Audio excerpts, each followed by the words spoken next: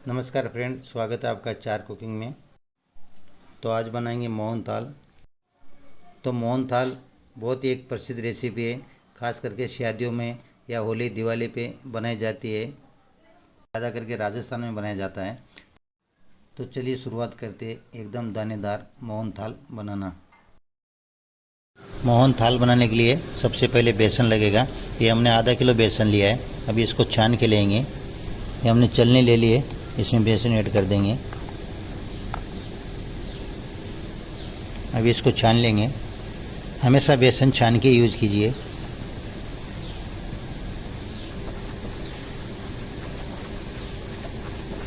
बेसन छान के कंप्लीट तैयार है। इसके लिए बेसन अपने को ज़्यादा लगता है।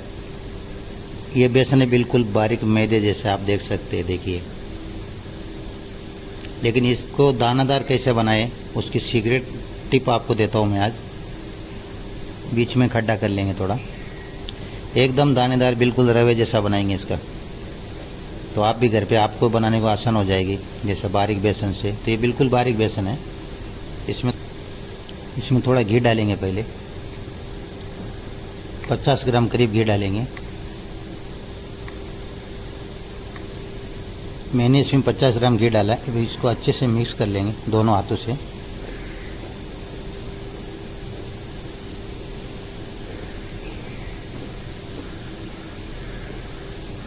हाथों से ऐसे मसलते रहिए।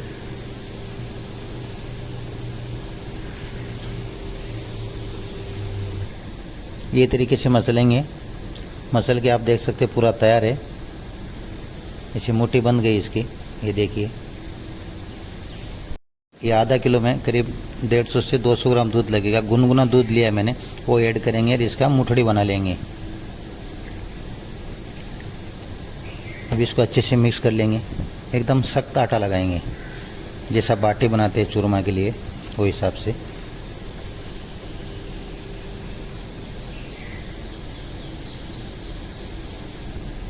ये देख सकते हैं आप, इसे तैयार कर लेंगे। ये देखिए, ऐसा सख्त आटा चाहिए इसका।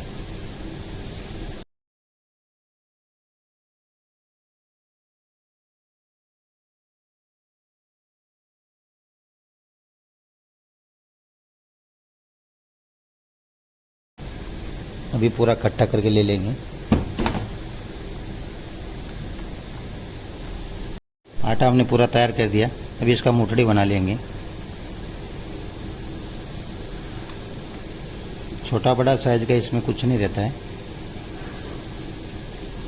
ऐसे ऐसे गोल करने का, फिर बीच में से उंगली से दबाने का। ये देखिए, मुठड़ी तैयार हो गया। एक एक करके सब ऐसे बना लेंगे। मुठड़ी बना के हमारी कंप्लीट तैयार है। वो एक बर्तन में रख लेंगे सब। अभी इसके लिए घी गरम करेंगे, इसको फ्राई करके लेंगे। घी हमने गरम करने को रख दिया। 2 बार करके फ्राई कर लेंगे मोटियाँ। घी गरम हो गया। अभी एक एक करके ऐड कर देंगे।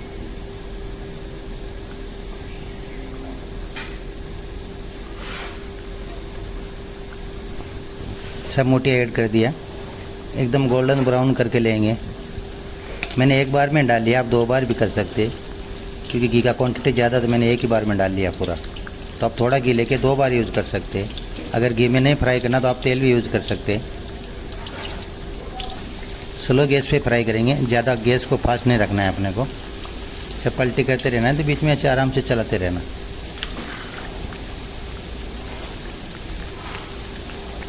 आप देख सकते हैं कलर चेंज हो गया। अभी गैस बंद कर देंगे। अभी निकाल लेंगे। एकदम गोल्डन ब्राउन हो गया। परात में डाल लेंगे। अभी 5 से 7 मिनट थोड़ा ठंडा करके लेंगे।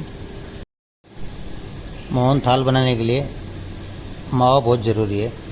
तो जितना बेसन लिया उतना ही मावा लेंगे। मैंने आधा किलो मावा लिया है, फ्रेश मावा लिया है। मैंने खुद बनाया मैंने ये मावा।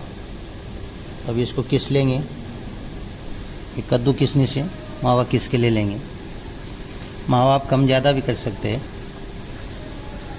लेकिन एक्चुअली आधा किलो में आधा किलो डालना चाहिए। मावा हमारा किस के तैयार है।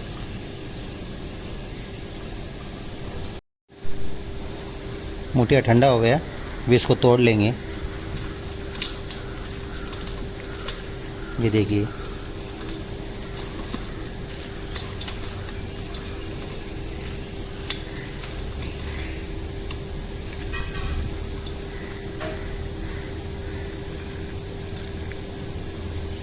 और थोड़ा गर्म है, थोड़ा ठंडा होने देंगे। बिल्कुल ठंडा हो गया, अभी इसको मिक्सर में पीस के ले लेंगे। मिक्सर के जार में डालेंगे, चेक कर लेते हैं। देखिए पीस के तैयार है, एकदम दानेदार। अभी इसको थोड़ा छान लेंगे वापस। बीच में क्या पीसते समय बड़े बड़े रह जाते, थोड़ा छान के ले लेते हैं। देखिए छान के कंप्लीट तैयार है, छान के तैयार है। आप देख सकते हैं एकदम रवा जैसा हो गया। ये देखिए नॉर्मल रवा रहता ना, उस प्रकार से हो गया, दानेदार।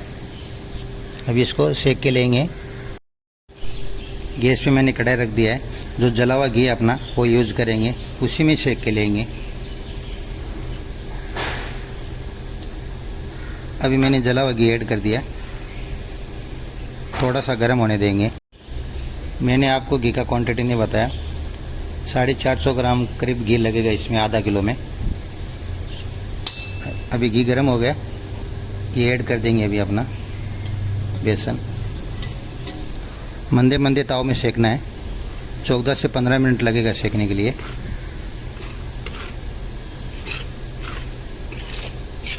जब तक कि इसका कलर पूरा चेंज नहीं हो जाए तब तक अपने को सेकना है, और कंटिन्यू हिलाते रहना है ताकि नीचे लगे नहीं।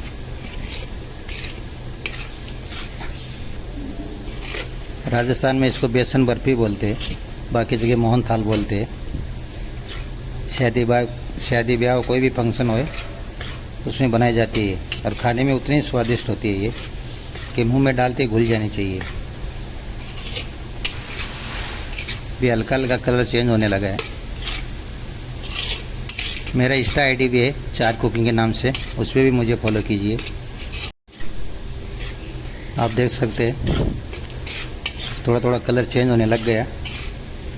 मेरे को 6 से 7 मिनट हो गए सेकते हुए, और 5 से 6 मिनट लगेगा सेकते हुए।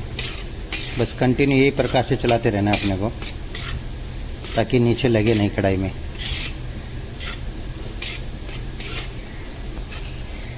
अभी आप देख सकते हैं हल्का हल्का घी छोड़ना स्टार्ट हो गया।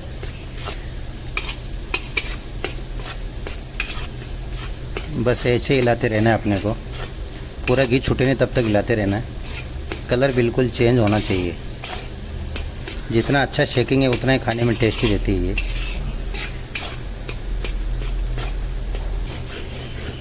अभी 90% सीख के तैयार है।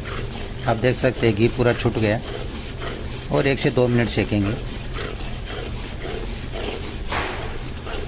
अभी आप देख सकते हैं एकदम बादामी कलर हो गया सीख के। यही प्रकार से यही कलर आना चाहिए तो समझने का सीख के तैयार है। अभी इसमें मावा ऐड करेंगे।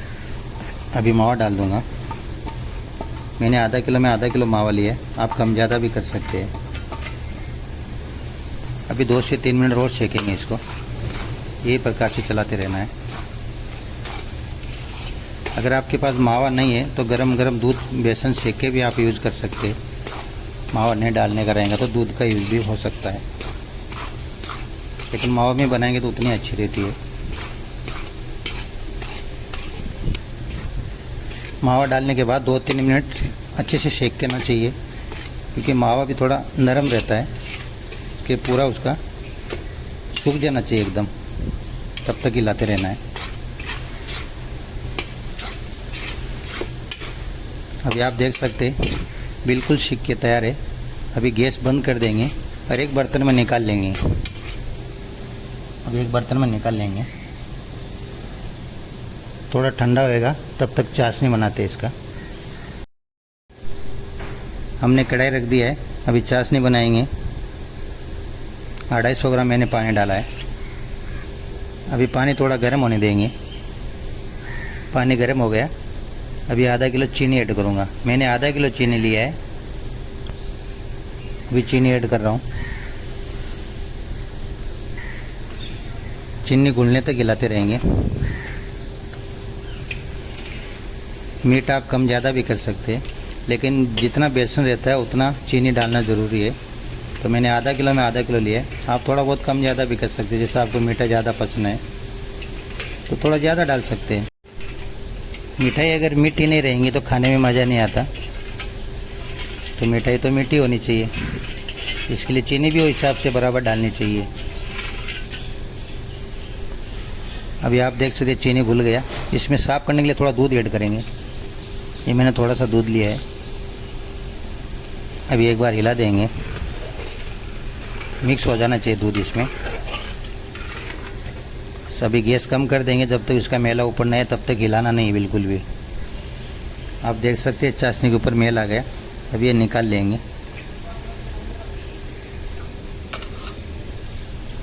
आप देख सकते हैं चाशनी बिल्कुल साफ हो गया।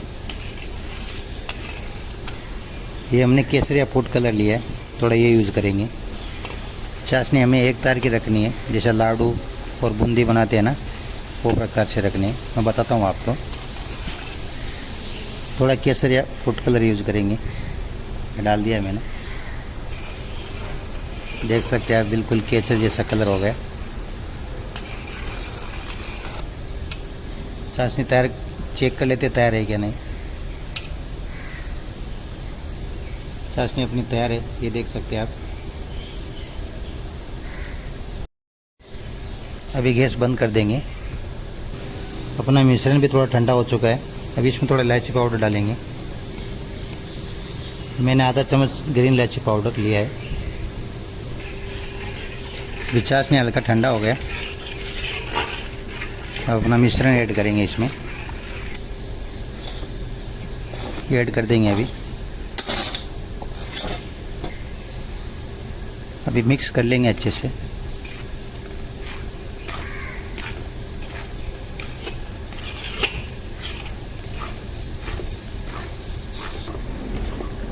मिक्स करके तैयार है, आप देख सकते हैं।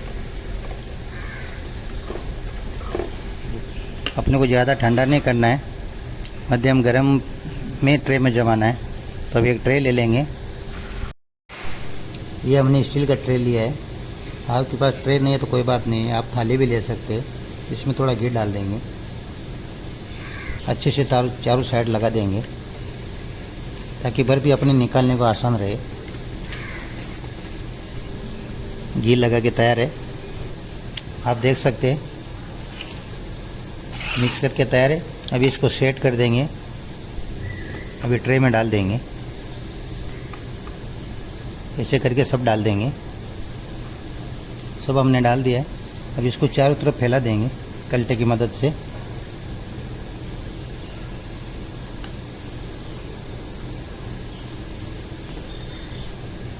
आप देख सकते हैं हमने फैला के तैयार कर दिया।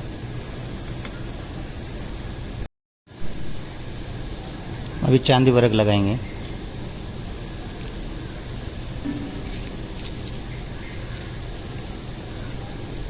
अभी कागज़ निकाल लेंगे। हमने बरक लगाया है, आपके पास नहीं रहेगा तो कोई बात नहीं है। हल्के हाथों से वर्क को प्रेस कर देना यही कागज़ से, ताकि अच्छे से चिटक जाए बरक। आप देख सकते हैं वर्क लगा के हमने कंप्लीट तैयार कर दिया। अभी इस पर बारीक कटे ड्राई फ्रूट डालेंगे। बारीक कटा हुआ पिस्ता डालेंगे पहले।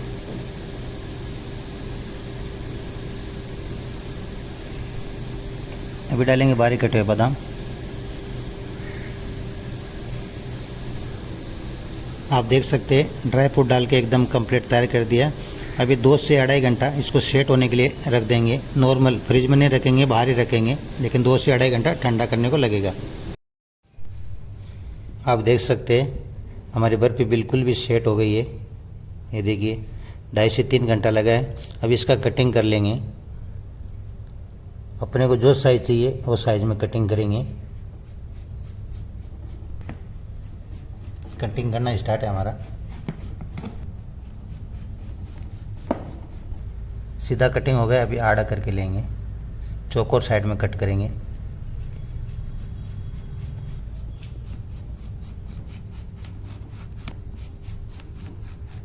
अभी मैं आपको एक दो पीस निकालता हूँ और दिखाता हूँ।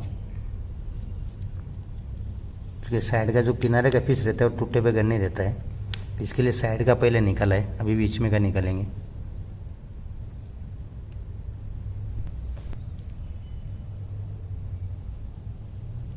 ये देखिए बिल्कुल एकदम तैयार है। ये साइज में कट करके लिया हमने। अभी प्लेट में लगा के लेंगे। अभी प्लेट में लगा लेंगे।